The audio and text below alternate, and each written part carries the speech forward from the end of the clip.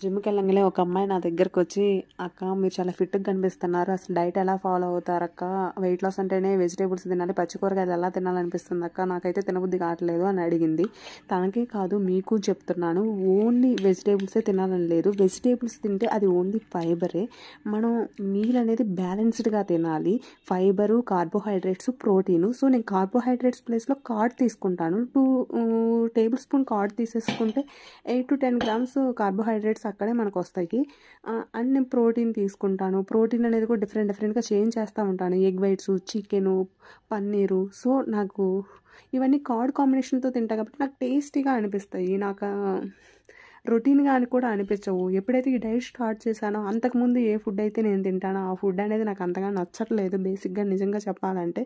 మీరు కూడా ఏదో ఒక సాస్ లాగా కొత్తిమీరతో కానీ, పుదీనాతో కానీ, కార్డ్‌తో కానీ సాస్ ప్రిపేర్ చేసుకొని ట్రై చేయండి. మీకు బాగా నచ్చుతుంది.